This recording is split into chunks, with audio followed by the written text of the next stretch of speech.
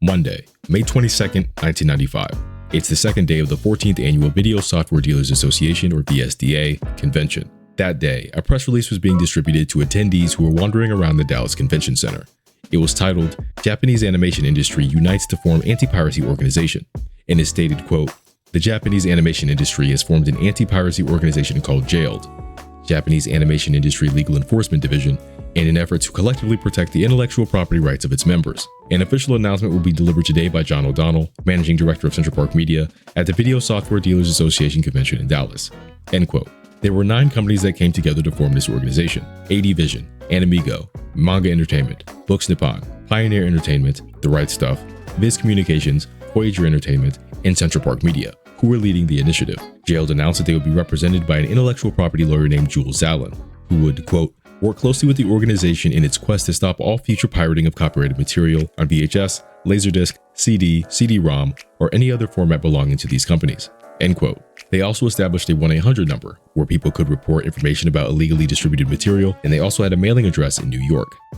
Piracy and anime had always gone hand in hand in the West. For a while, fan subs distributed on VHS were the primary way that people outside of Japan would watch anime, and they played a large role in increasing its popularity. Since most fan subs were produced and distributed to other fans for free, most companies, both in the West and in Japan, either looked the other way or just didn't care. But within the broad definition of anime piracy, there are 2 distinct groups: fan subbers and bootleggers. Both groups distributed copyrighted material, but bootleggers were explicitly in it for the money, and they were often doing it in plain sight.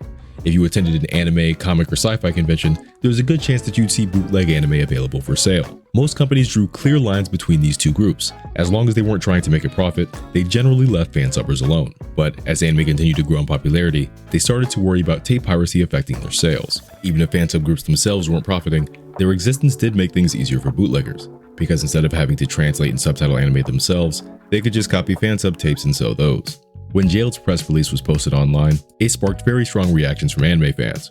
Broadly speaking, fans appeared to view this announcement in one of 2 ways. One side viewed this as a generally positive anti-bootleg initiative. Many people, including those who both watched and created fan subs, didn't think that bootleggers should be around anyway.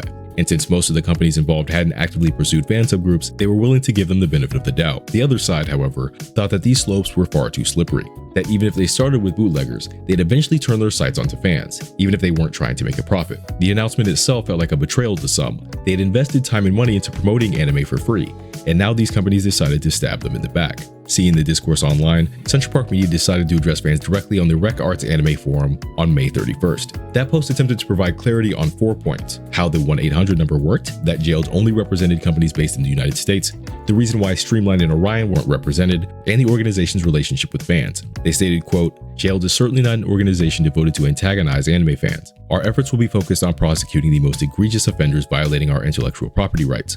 End quote. But that didn't quiet things down, as fans continued to seek additional clarification on whether or not fan subbers would be affected and how they would deal with corner case scenarios. They released another post the following day to try to clear things up. They stated, quote, "Recent activity on the net indicates that some anime fans have misunderstood the focus of JAILED's enforcement activities. JAILED's mission is to take direct legal action against A, distributors and retailers of pirated or counterfeit anime programs, B, exhibitors who sell bootlegs and pirate copies of anime at conventions and fan shows, and C, mail order retailers who advertise and promote the sales of bootleg or pirated anime programs. The problem which JAILED was established to combat is the illegal sale and rental of unauthorized copies of copyrighted programs. It is not the mission of JAILED to prevent fans from creating their own subtitled versions of favorite programs. JAILED does not intend to prosecute fan clubs who show such versions at club meetings. JAILED will, however, prosecute suppliers who sell these versions to the public, whether it be a retail store, exhibition booth, or mail order." End quote. This didn't do much to change the discussion around the organization, but they weren't going to give up, and the next time they addressed the concerns of anime fans, it would be done face to face.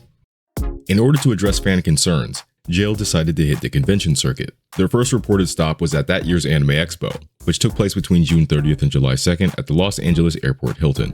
Their panel took place on the first day of the convention and had representatives from Central Park Media, Pioneer, AD Vision, Manga Entertainment, Viz Communications, and Books Nippon, and was apparently very well attended.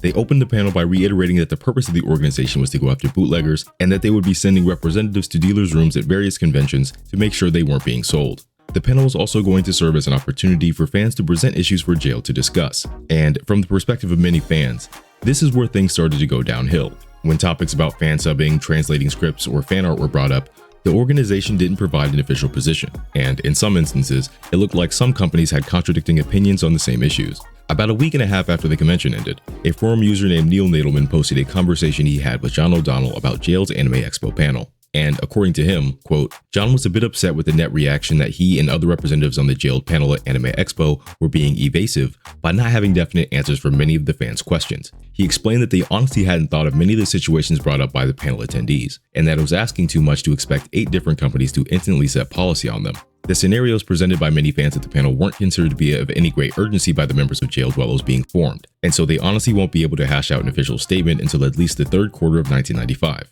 End quote. J.A.I.L.E. maintained their presence at anime conventions throughout 1995, but none of them appeared to have fared any better. But in August, they did have a big announcement to make. On August 1st, J.A.I.L.E. announced that they had just completed their first big bust. Quote, the Japanese Animation Industry Legal Enforcement Division successfully completed its first seizure on July 21st, 1995, effectively closing down a New York City store selling counterfeit videos. Acting pursuant to a seizure order issued by United States District Judge Whitman Knapp, agents of the plaintiff swooped down on the store, the Karate Center, and seized more than 10,000 counterfeit videos. At a preliminary injunction hearing held several days later, the court upheld the validity of the original broad seizure order, taking note of the fact that all of the video cassettes seized were put up in clamshell cases and their cover artwork contained merely photocopies of the legitimate box covers. End quote. That being said, according to users of Rec Arts Anime, the Karate Center was already back up and operating a couple of days after this announcement was posted, and pirated tapes were still available for sale. Regardless of whether or not the bootlegger was put out of business for good, they did successfully confiscate thousands of tapes, and yet they didn't seem all that interested in sharing this development. It took them several days to post the press release onto fan forums, and the only public announcement took place at the Anime East convention in November. And as it turns out, that would be both their last public appearance,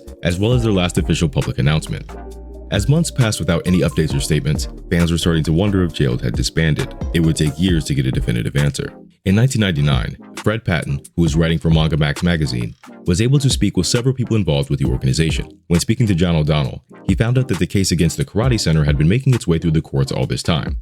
Quote, our lawyer, Jules Allen, who set J.A.I.L.E. up, prosecuted the case in court for about 2 years. It was just recently concluded in our favor. The pirated videos were ordered destroyed, and we won a $400,000 judgment. End quote.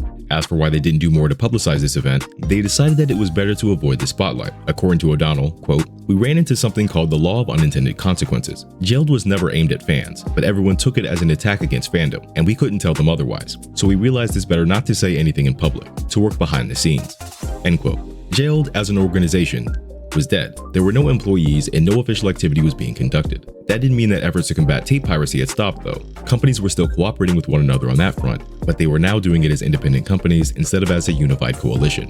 While this first attempt to unify the anime industry against piracy wasn't exactly a roaring success, that wouldn't stop them from trying again in the future.